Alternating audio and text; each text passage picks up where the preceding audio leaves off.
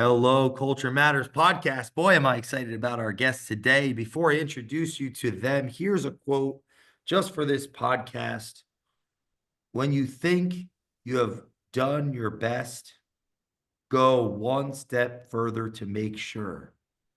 Motto, Kimber White, our guest today, the one, the only, 38 years. I don't know how many dog years that is over the top of my head, but it's a long time of expertise, mentorship, advisory when it comes to the American dream, the American gift, home ownership. Our guest today is an expert in their craft. They've been in the 1% longer than anyone wants to hear that's not yet there. They're very inspiring. And got to see them speak at an awesome event, somebody we love so deeply at the Culture Matters podcast, the one and only Christine Beckwith. But this is the partner of RE Financial, amazing mortgage advisor, Kimber White. Oh, and president of NAM. President-elect. President-elect. I think that's important. You didn't steal it. You got elected. There you go. Yeah. Thanks for coming back. I feel like you've been on the show before. Yeah. Thanks for coming on the Culture Matters podcast. Welcome. Thank you for asking me, Jay. I really appreciate it. Really do.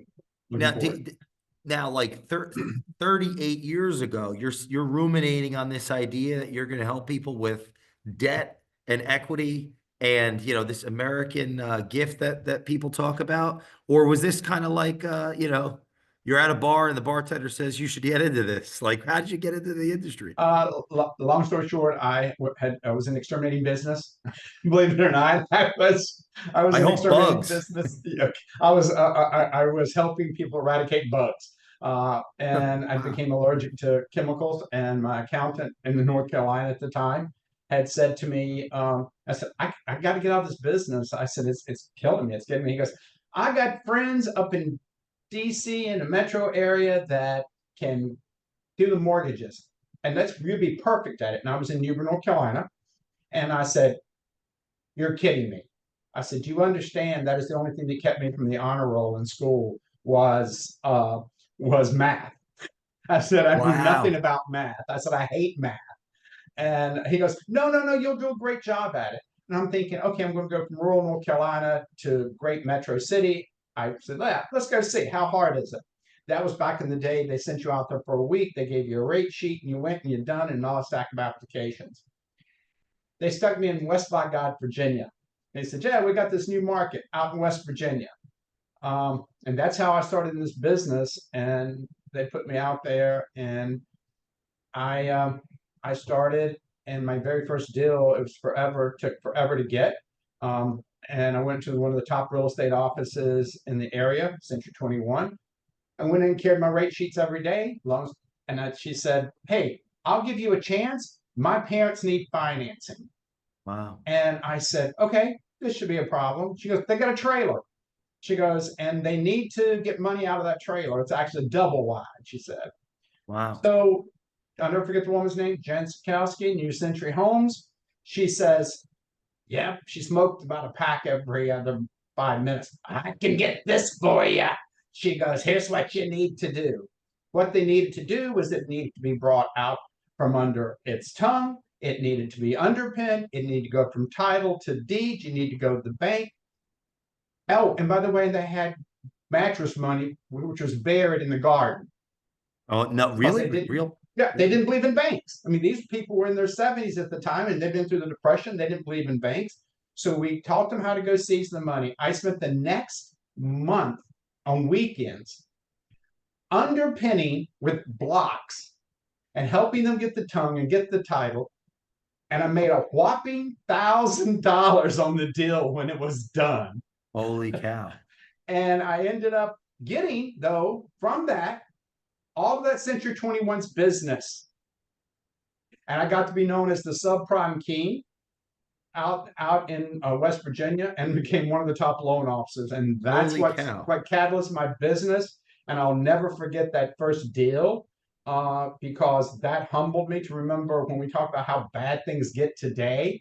I think, well, I'm still out there digging trenches, putting cinder blocks in 100-degree heat in the middle of West Virginia, making a deal work.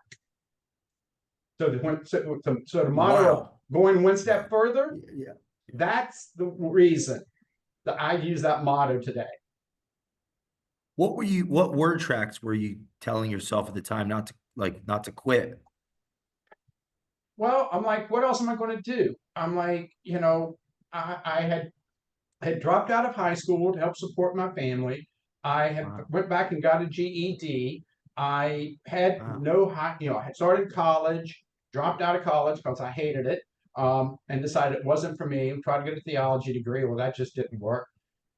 And so I was like, no, this isn't for me. And, I'm like, I went to Liberty College. I was like, this Wow. isn't working. And so I decided Wow. that wasn't going to work. And got a job in the pest business. I'm like, what am I going to do? Now I'm in West by God, Virginia, and $1,000, 38 years ago was a good chunk of change. And I was just like, you know what? It isn't that hard throwing up rate sheets every day. Let me try it. And I became, one of the top loan officers in this company, and kind of grew from there, and Wow. always was independent, and kind of grew up. And what I was telling myself was, you got to do a job. And that's what it started, was a job. It didn't start as a career. It started as a job. But what I learned is I liked the smile on that couple's face when they got the money that they needed and they were able to actually do what they wanted to do. Hmm. And that to me was like, oh, this made me feel good. And the more I did it, the more I realized I always was a person who wanted to help people. And that's what this industry is about, is helping people achieve their dreams. And that's what kept me going through the entire process. And to this day, it keeps me going. Did you have a strategy that you acted out to get referrals in the beginning? Or like, Yeah, I'd in the love advice beginning, on that. Yeah. here was the beginning of referrals. Here's your rate sheet. You have the entire West Virginia territory of the Eastern Panhandle. Here's all the real estate companies out there. We're going to send you home with the fax machine, with, by the way, thermal paper that would disappear. And Wow. we also need to see you 2 days a week to bring your files in. We're going to go to the post office, mail them in. We're giving you a pager, and you need to go knock doors. And you got to knock so many doors and let us know. And you had to have a call log. And to me, it was like just going and getting. Yes, we had call logs. Call log meaning I'm tracking the doors I knocked. Is that what You're that means? tracking the offices. When you went to Susie's office, what her name was, how many realtors you saw, and you had to be accountable to the company. Oh, and you got a whole base. Hang on, and you got a whole base of $400 a week. Draw base. It wasn't a real base. Oh, I mean, they're taking that back. They're going to take that back. It's like an Yes. IOU. Yeah. Yeah, I Okay. got 30 days of $400 a week. So I got $1,600 for the whole month, my first 30 days that they didn't take back. After that, it was a draw. Yeah. So you knew the money was going to be taken back if you didn't earn it. So you knew you better make at least $400 a week. Before you like, okay, so I'd like to, what's your opening when you're going? By the way, this is very timely for me. I feel entitled. Like I need to go knock doors to get a little, because it's a different culture today, right? We could just It is. do this over a camera here, but so you're going into the building. How did you get an opportunity? And then how Well, many I'm going. rejections? And I'm curious about that dynamic. That was the hardest thing for me, is rejection, because Yeah, I me too. was, I was a heavy sick kid, and I called myself kid back then, but I was heavy, and I was told I wouldn't be good enough through my entire life. So you're never going to make anything out of yourself. So that rejection's always in my head, no matter what I did. So I Wow. would go in the office and say, hi, my name's Kimber White. I'm new to this. And the person you get, most of them is, we got a mortgage company and we don't need you. And bam. But what I did realize, I said quickly after I did that first trailer and that first module, I knew subprime.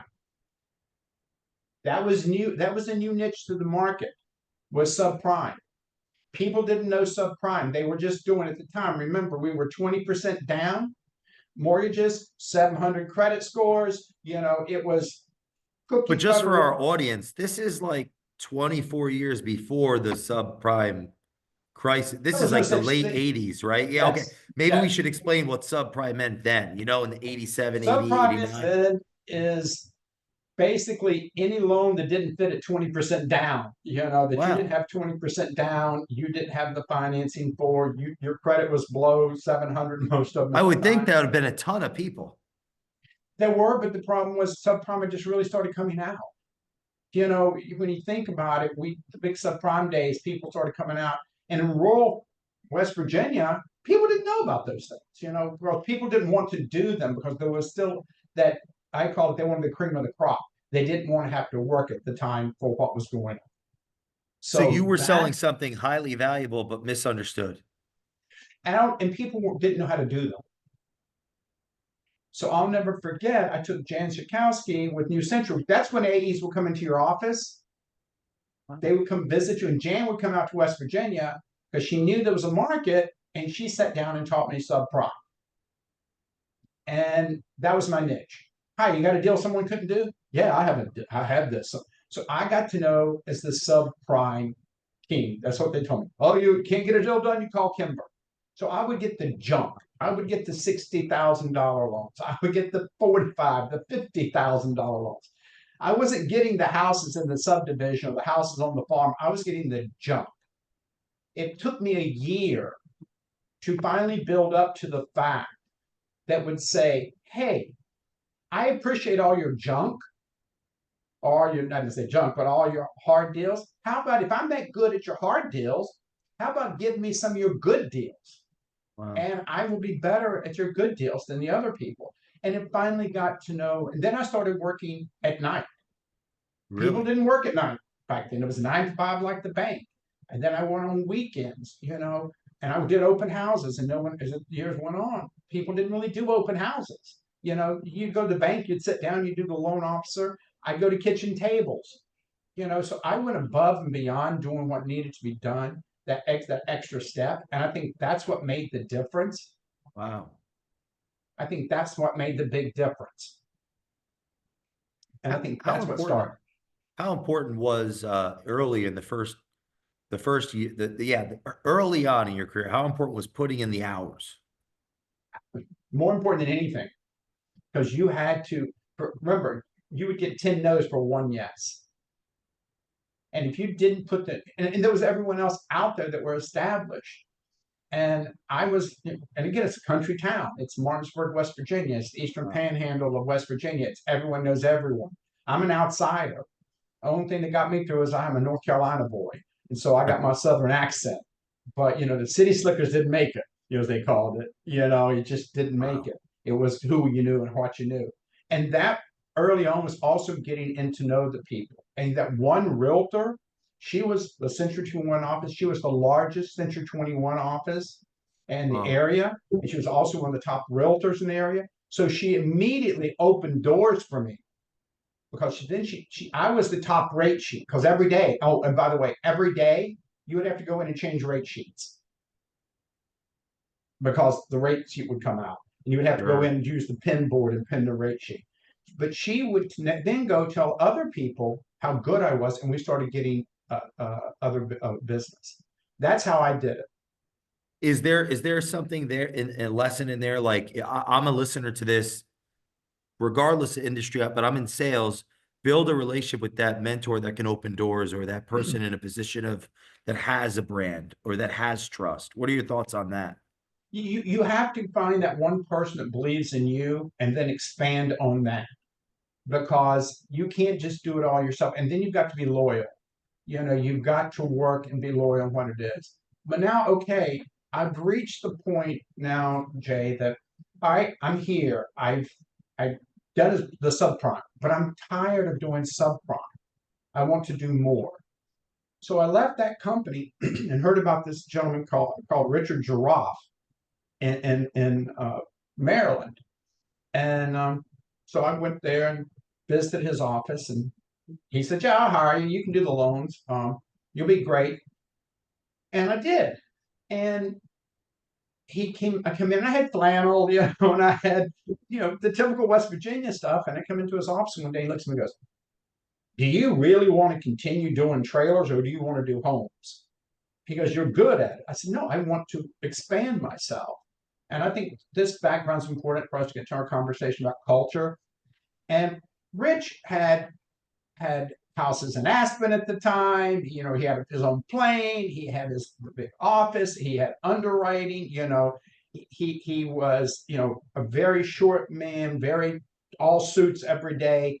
You know, had a table in front of his desk, and he said, "But you got to look the part." He goes, Wow. "I'm going to take you downtown somewhere." He goes, "And I'm going to help you get business, but you got to look the part." Then one day I came into his office and he goes, "Go into my bathroom." Now, having a bathroom back then, you know, inside your office, like in your office, not like common area, in your office, you're a big deal. Shower in the bathroom, you're a big deal in your office. Huge, yeah. And so Even he brings today. out, yeah, even today, he brings out those clothes and he I goes, only know one "Here." person with a bathroom. It's Barry. I don't think I do either. And he said, This is "Here, cool. try this." He goes, "Try these on." He goes, "We're going downtown tonight to DC." He Wow. goes, "Try these on." My brother had a bunch. We usually give them away and those things. Try these on. And I did, and I went in and tried. He goes, "You look like that." Now let me tell you how he taught you. In He'd make you come in with a round table, and he'd sit in front of his little round table, and you'd go over your files with him. If it was good, you'd get a smiley. If it was bad, you'd get a red frowny. Now this guy was tough. 3 red frownies, stuff that we couldn't do today, but 3 red frownies. There was a hall going out his double sliding doors that went down the hallway from his office. He would pick up the file with a few explanatory words, take your file, throw it through those doors down the hall, say a few more explanatory words, and says, "Either fix it or don't bring it back in front of me." And he goes, "These are the things that's wrong with it." That was how Rich taught me. And, you know, Wow. it was called tough love. In the long run, I became one of his Tough, area managers and his top tough love. loan originators. He taught me that you dress the part. And it's not always. I couldn't go back to West Virginia in a suit and tie. When I was with those people, I'd have to dress another way. But when I'm with certain clients, it's know your market and Wow. know your worth according to what your market is. Know who you're talking to, as Valerie and I put on the communication. How do Yeah. you communicate? And even more now than ever is communication. But those core values and those that no nonsense, that's kind of how I built my business. But the Mm. knowledge that I got from saying, you know, you've got to make every, and oh, and then as he said, every deal is like a dog with the bone, and you chew the meat off of it and lick the juices off of it until you know that that bone can't go any further. When the Wow. when the dog's tired of that bone, it's finished. It lays aside. He goes after another bone, but the dog doesn't stop. He says until that, you know, and he goes until that bone is clean. And he goes, "That's what you treat every deal.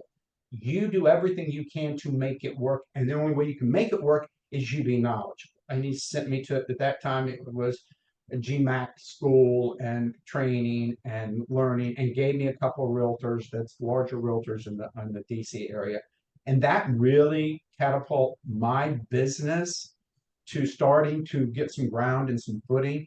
But always Wow. remember that you got to be knowledgeable. So that's kind of Wow. my transition to really starting.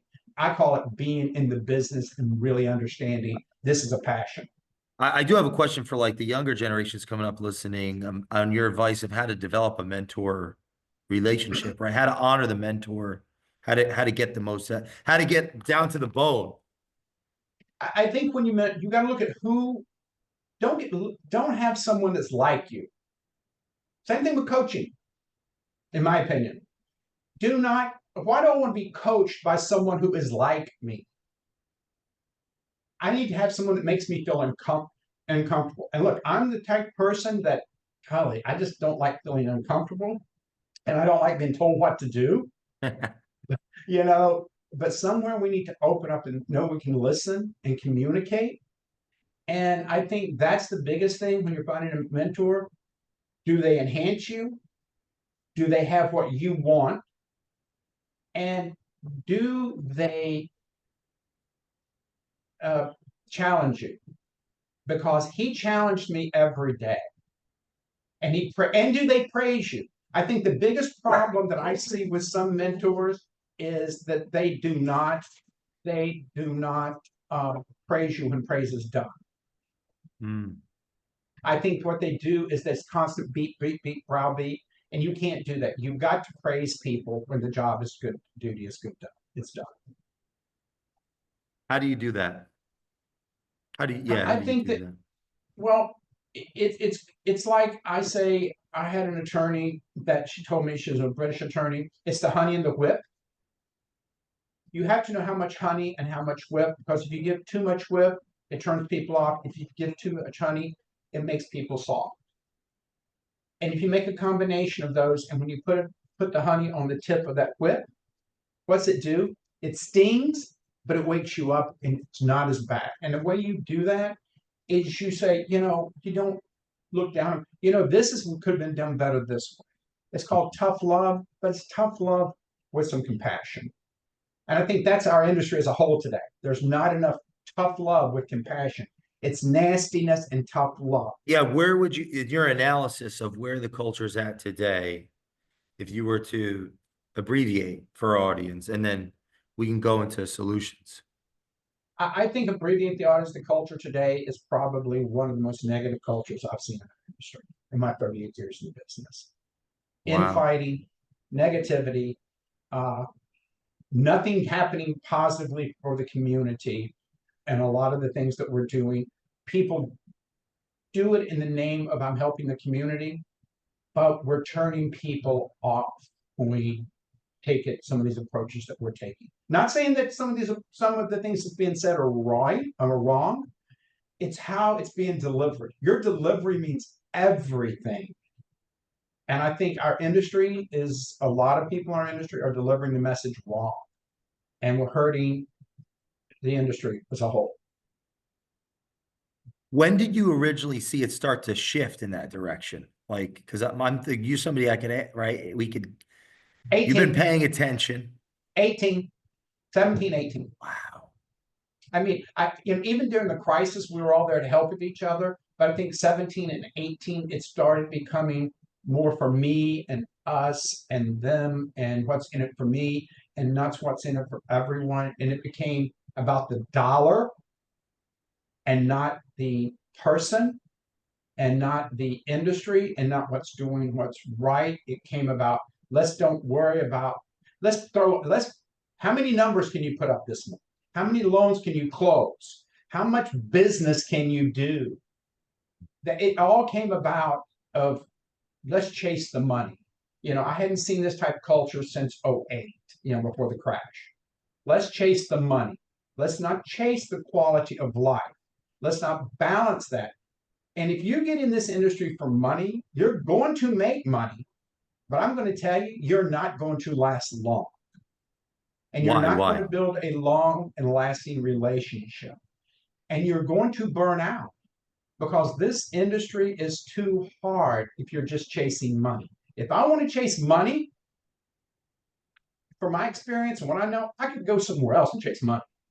I do it because I love the industry. And if you don't have a love for this industry and a passion for helping others, my opinion, you're in it for the wrong reason. Mm. Wow. That's my culture. How have you maintained these long-standing relationships with your clients over the years? I've called them, always stay in contact. I've got realtors that I've been having 10 to 15 years. Wow. I've been in Fort Lauderdale for 20, and out of those 20 years, I have 10 realtors that I've been doing business with most of those years. I've had some of them that go away, but they come back.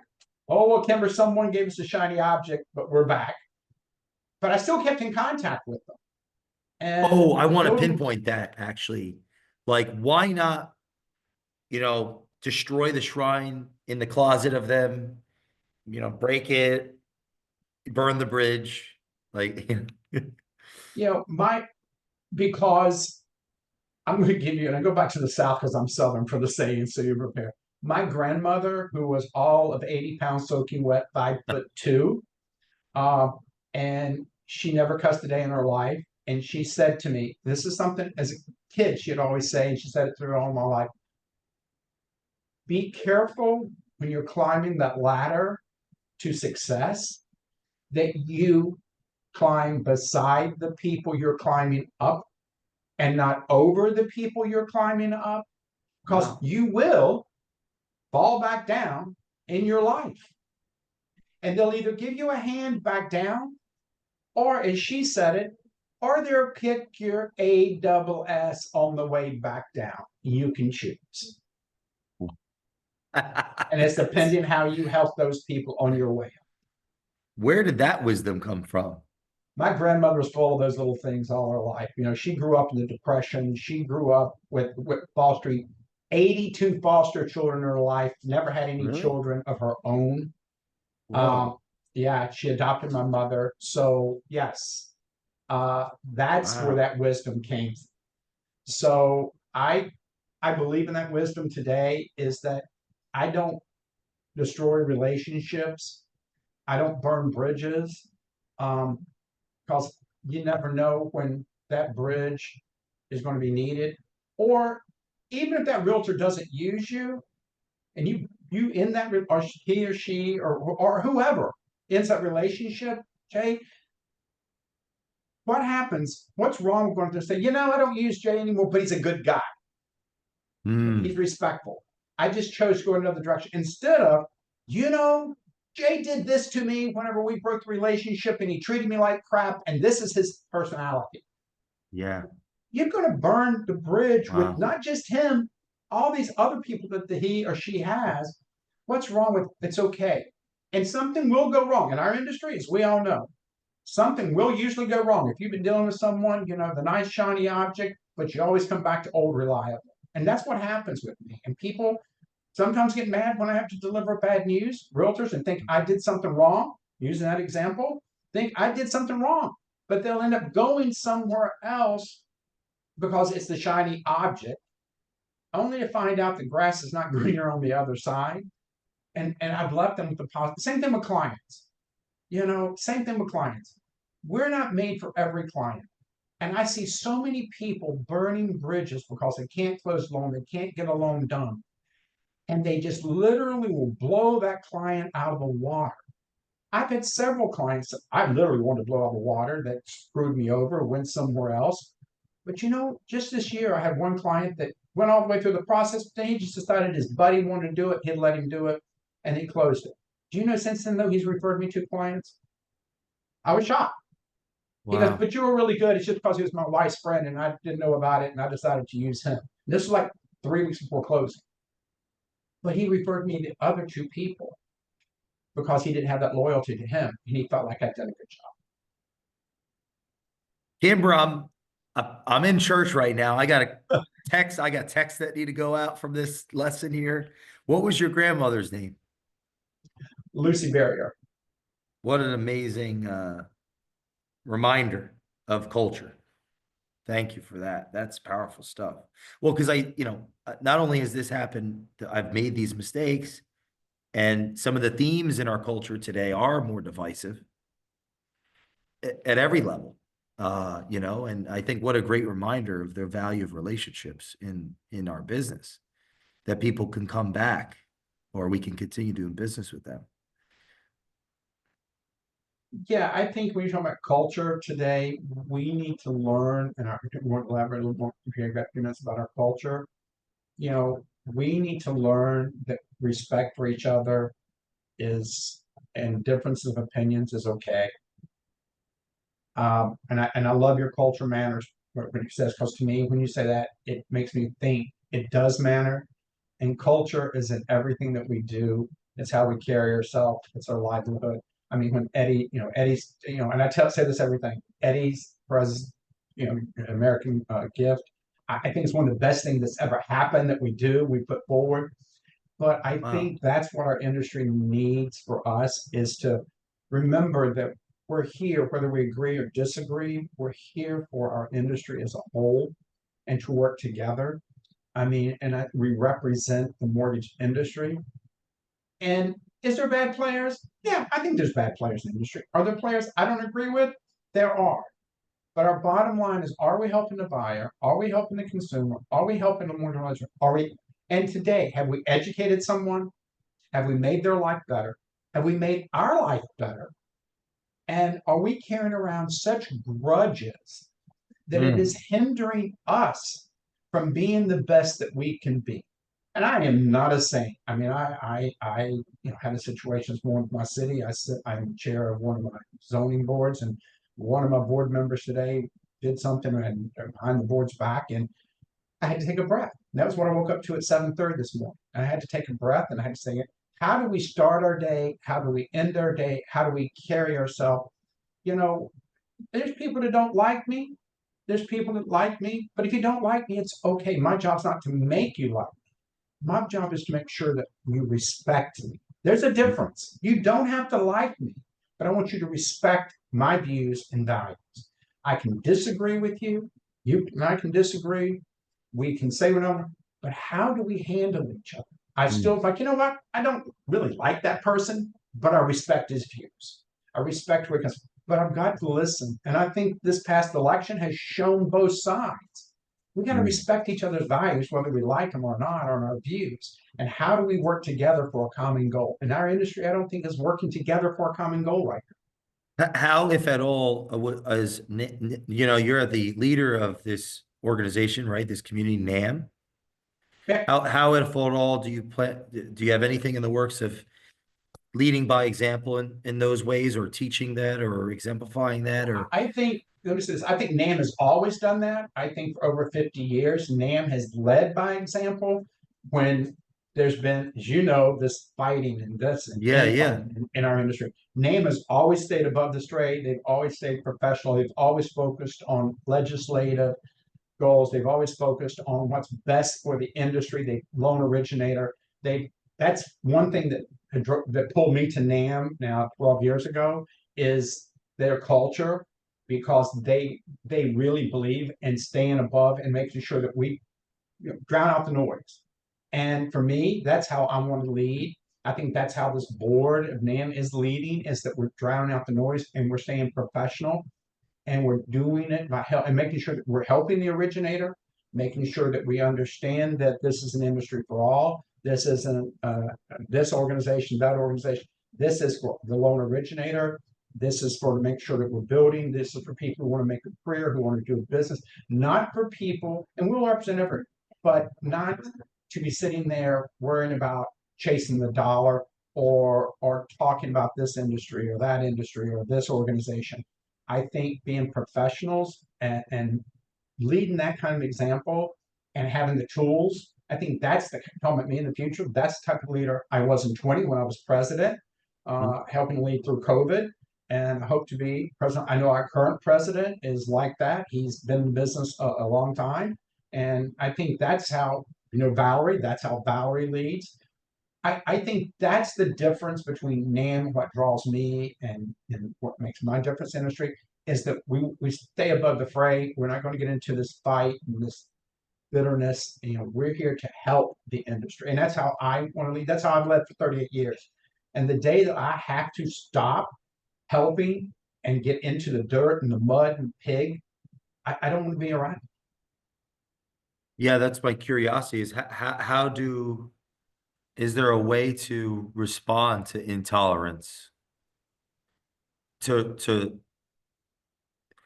Yeah, there's a paradox that Karl Popper, one of my favorite philosophers, the paradox of tolerance. The more tolerant we are to intolerance, it rises up, destroys us and itself. So how do we balance the responsibility? Yeah, I don't know. Well, I think, I hear, you know, the elections industry, you've got to be intolerant. You've got to, violence, the violence, whether it's physical or yelling or screaming. We do not have to tolerate bad behavior. But how do you approach being intolerant? There is a way.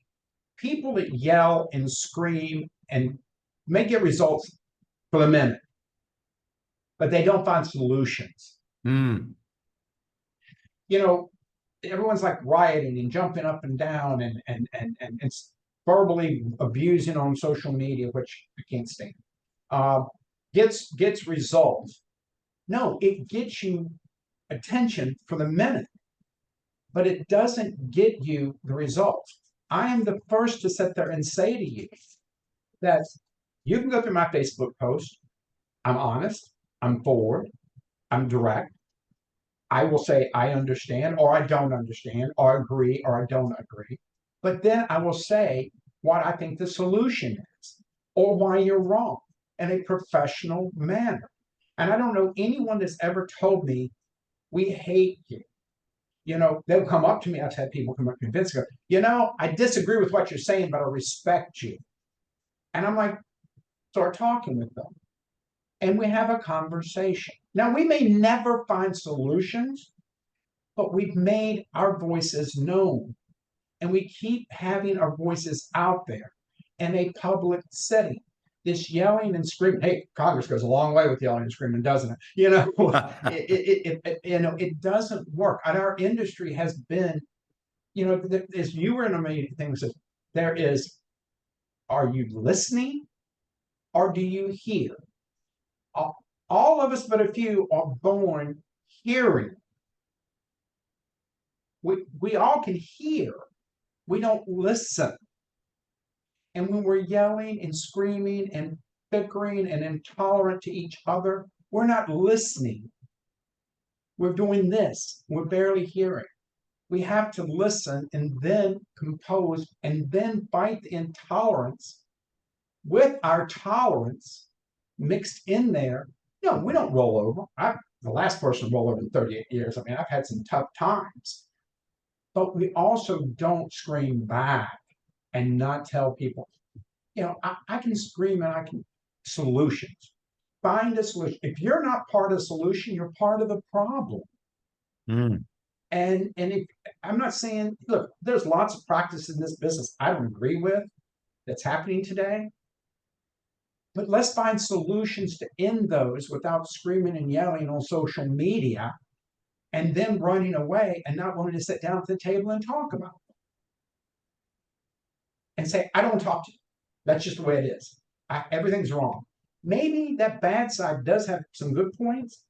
And maybe on the other side of your tolerance that you can look and say, those are good ones. And maybe the intolerant can sit there and go, yeah, they're right. But unless we get to the point that we're one common goal, it's not going to work.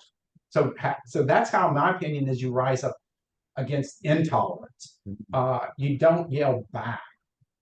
You're firm. You don't shoot from the hip. And there's too much of that going on. Kimber, thanks for showing up and sharing and leading by example and for everything that you do for the industry. I'm excited to finally have you on the show. Where's one place people can contact you that's fastest, you know, for your growing Literally, fans? growing fans, you can, I mean, I'm on Facebook, my Facebook, or, you know, if you want to contact me seriously, you can, I never get this. You can get here's my number, 954-696-1435. I tell everyone, I answer my phone, I talk to people. You can IM me on social media, LinkedIn. I answer. I'm here to help our industry. I'm 65, you know, and I still have the passion and the knowledge and the ability to help. I'm learning every day. And that's something else with tolerance and intolerance. We have to learn. We have to always be open to learn something new. 38 years, I still don't know everything about our industry. And I still want to learn more about our industry. You know, and I think that is, to me, is I'm always growing. When you're green, you're growing. When you're ripe, you're ripe. Ray Kroc said that. Thank you so much for coming on the show. If you're listening to this, make sure to give Kimber a call, shoot him a text, and send him some business. Amazing culture. Thanks for sharing your views today on the Culture Matters podcast. If you're listening, please leave us a review on the Culture Matters podcast. Share this with an enemy or a friend, and we will see you next time on the Culture Matters podcast. Thanks, my friend. Thank you. Thanks, Jay, for having me.